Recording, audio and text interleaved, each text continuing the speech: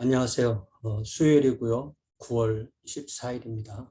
지금 우리가 사도행전을 보고 있는데 사도행전 3장, 4장은 이게 전체로 하나로 묶인 이야기입니다. 사도행전 3장에 1절부터 10절까지 베드로와 요한이 이 40살이 되도록 전혀 걷지 못하던 사람을 나사렛 예수 그리스도의 이름으로 일어나 걸어라 이렇게 걷게 되고 11절부터 26절까지는 즉각적인 반응으로 솔로몬 행각에서 그 현장에 있던 사람들이 사도들에게 이것이 어떻게 된 일이냐 이렇게 물었을 때 16절에 예수 이름을 믿음으로 예수 이름이 너희가 보고 아는 이 사람을 성하게 하였나니 예수로 말미암아 난 믿음이 너희 모든 사람 앞에서 이같이 완전히 낫게 하였다. 이렇게 얘기하면서 구약성경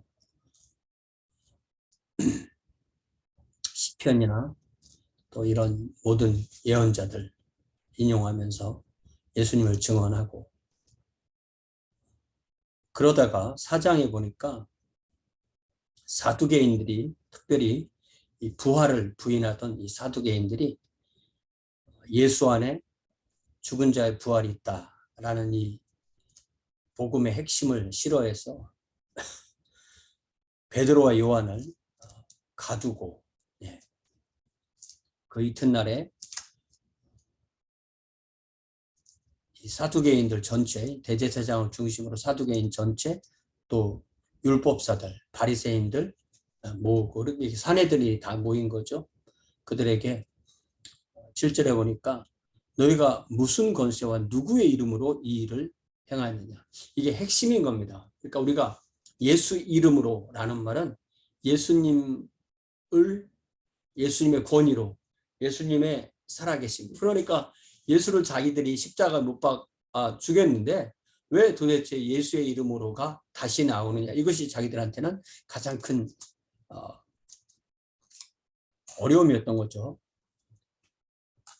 그랬을 때 베드로가 만일 병자에게 행한 착한 일에 대하여 8절에 이에 베드로가 성령이 충만하여 이르되 백성의 관리들과 장로들아 만일 병자에게 행한 착한 일에 대하여 이 사람이 어떻게 구원을 받았느냐고 오늘 우리에게 질문한다면 그 답을 이야기해 주겠습니다. 너희와 모든 이스라엘 백성들은 아세요. 여러분이 십자가에 못 박고 하나님이 죽은 자 가운데서 살리신 나사렛 예수 그리스도의 이름으로 이 사람이 건강하게 되어 여러분 앞에 서 있습니다. 이 예수는 너희 건축자들의 버린 돌로서 집 모퉁이의 머릿돌이 되었느니라. 다른 이로서는 구원을 받을 수 없나니 천하 사람 중에 구원을 받을 만한 다른 이름을 우리에게 주신 일이 없습니다. 이렇게 선언합니다. 이것이 그러니까 당대의 이 유대의 최고 종교 정치 지도자들, 또 입법과 사법의 책임을 지고 있는 이 산헤드린 72명으로 구성된 이 산헤드린이라는 것을 이렇게 빙 둘러 앉다라고 해서 이렇게 반원형으로 둘러 앉아서 이런 의회 겸 사법회.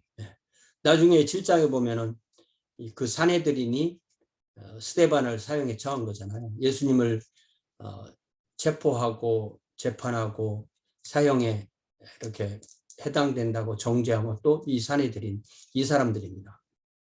그러니까 너희가 십자가에 못 박고 이렇게 말하는 거죠. 그렇지만 하나님이 죽은 자 가운데서 살리신 이렇게 나와. 그러니까 산헤드린이 제일 싫어하는 게 부활인데 부활이 자기들의 눈앞에 있고 부활이 없다면 이 사도들이 이런 말을 할 수가 없는 거죠.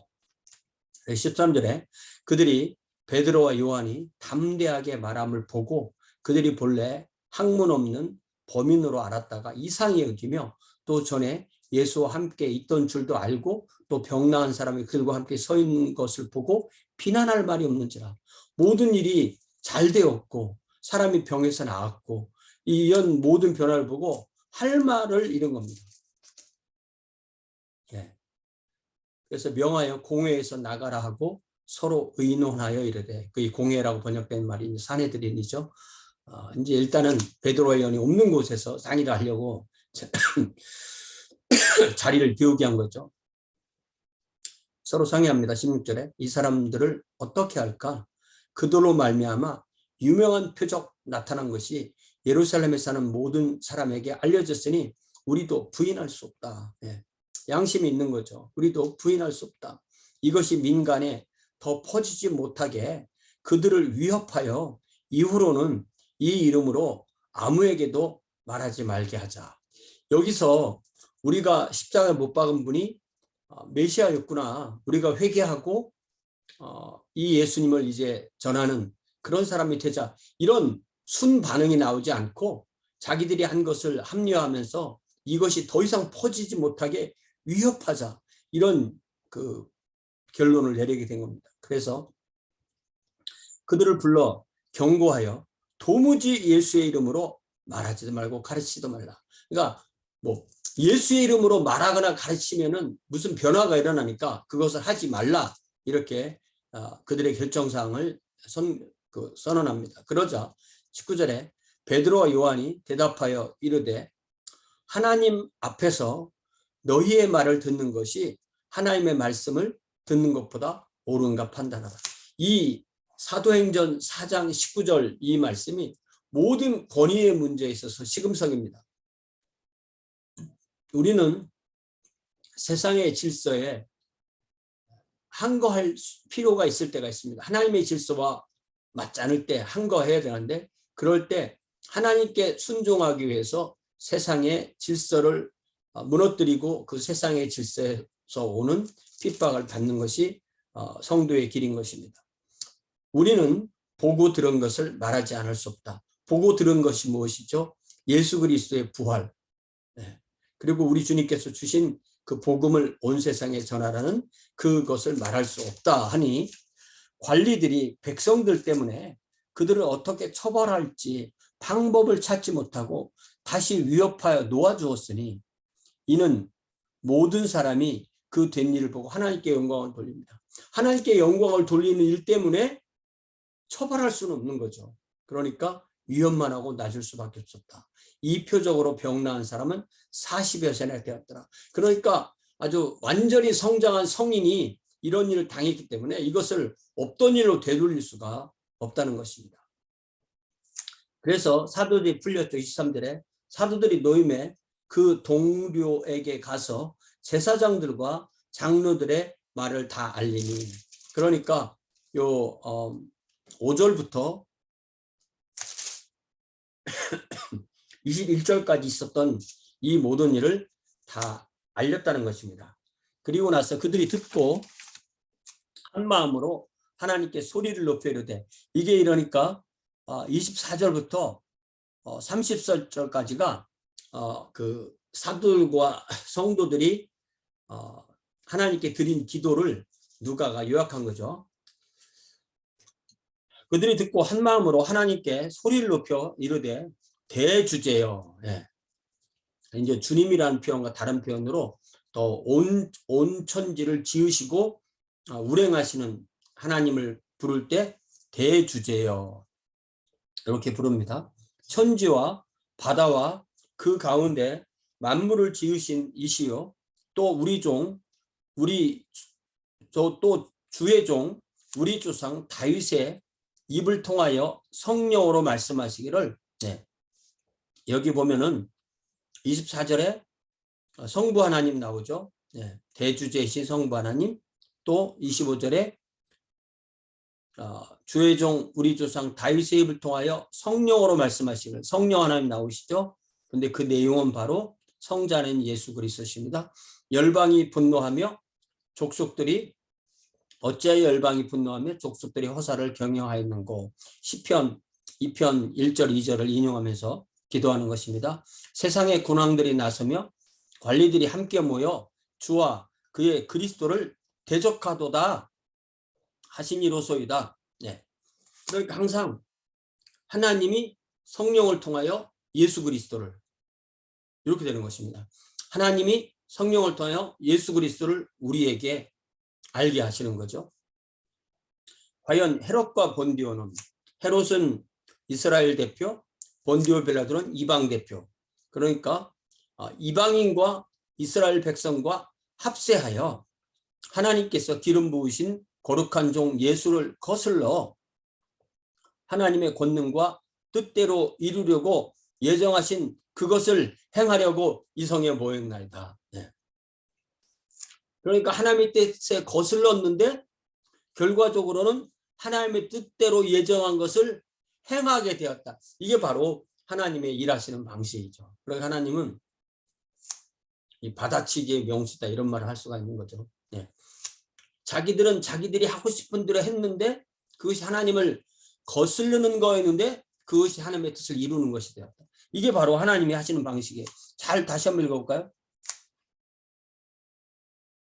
27절에 과연 헤롯과 본디오 빌라도는 이방인과 이스라엘 백성과 합세하여 하나님께서 기름 부으신 거룩한 종 예수를 거슬러, 그러니까 체포하고 고문하고 재판하고 십자가에 못 박고 이런 거죠. 이런 모든 거슬리는 행동을 했어요. 그런데 그 결과가 하나님의 권능과 뜻대로 이루려고 예정하신 그것.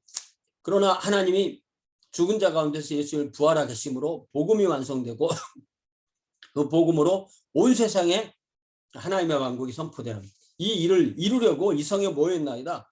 주여 이제도 그들의 위협함을 굽어보시옵고 또 종들로 하여금 담대히 하나님의 말씀을 전하게 하여 주옵시며, 계속 그들도 지금도 계속 우리를 위협하지만 우리가 담대히 하나님의 말씀을 전하게 하여 주옵소서. 하나님의 말씀을 전하는 것이 바로 예수 그리스도의 증인으로서 예수 그리스도를 전하는 것이죠. 손을 내밀어 병을 낫게 하옵시고, 이 40세 된 이 사람이 나았던 것처럼 표적과 기사가 거룩한 종 예수의 이름으로 이루어지게 하옵소서. 얼마나 아름다운 기도입니까? 얼마나 삼위일체 하나님의 그 하시는 일에 자신들이 어디에 있다는 것을 정확하게 알고, 성부 하나님 무엇을 하시고 성령 하나님 무엇을 하시고 성자 하나님은 무엇을 하시고 또 헤롯과 빌라도와 또 이방인과 이스라엘 백성이 무엇을 하고, 그러나 그 틈에 또 하나님의 뜻을 어떻게 이루시고 사도들은 무엇을 하고, 그럴 때 이들의 기도의 제목은 우리가 담대하게 하나님의 말씀을 전할 때 또 그에 따른 이 기사와 이적이 나타나게 하옵소서 라고 그렇게 빌기를 다하며 기도를 마침에 모인 곳이 진동하더니 우리가 다 성령이 충만하여 담대히 하나님 말씀을 전하니라, 이렇게 되어 있죠. 그래서 우리가 사도행전을 읽으면 힘이 나는 거죠. 사도행전을 읽으면 힘이 나는 겁니다. 그런데 그 힘이라는 것이 하나님의 힘인 거죠. 하나님께서 성령을 통하여 힘을 주실 때 우리가 예수 그리스도의 이름으로 복음을 전하고 하나님의 왕국의 그 증인으로서의 삶을 살게 되는 것입니다. 그러니까 하나님께서 하시고 싶으신 것이 하나님의 왕국을 확장시키는 건데 그것을 미션이라고 그래요. 그러니까 하나님은 선교의 하나님, 미션을 가신 것이고, 주님을 따르는 우리도 역시 그 복음을 받고 또한 그 복음을 전하는 그런 미션을 백성이라는 것을 다시 오늘 본문을 통해서 우리가 알게 됩니다. 그래서 우리도 두 가지, 특별히 여기 먼저 19절에 하나님 앞에서 너희의 말을 듣는 것이 하나님의 말씀을 듣는 것보다 옳은가 판단하라. 하나님 최고 중심의 그런 권위, 그리고 또 여기 예수 그리스도의 이름으로 담대히 하나님의 말씀을 전하게 하옵소서. 담대히 예수의 이름으로, 거룩한 종 예수의 이름으로 이 모든 일이 이루어지게 하소서. 나는 이 모든 그 선교의 백성으로서의 삶을 우리 주님께서 우리에게 허락하여 주실 줄 믿습니다. 하나님 아버지, 이 사도행전 4장의 말씀을 다시 한번 살펴볼 때 우리가 언제나 어디서나 하나님의 증인으로 살게 하여 주옵소서. 선교의 하나님, 하나님의 왕국을 확장시키는 하나님의 백성다웠게 하나님의 부르심으로 하나님의 왕국 백성이 되었사오매 우리도 있는 곳에서 하나님의 왕국을 확장하기 위해서 또한 사랑과 빛으로 선한 행실로 또한 우리의 이웃들에게 하나님의 왕국에 들어오고 싶은 그 마음이 일어나는 귀한 삶으로 복내려 주시옵소서. 예수님의 이름으로 기도하옵나이다. 아멘. 네. 돌아오는 18일 주일에 뵙겠습니다. 고맙습니다.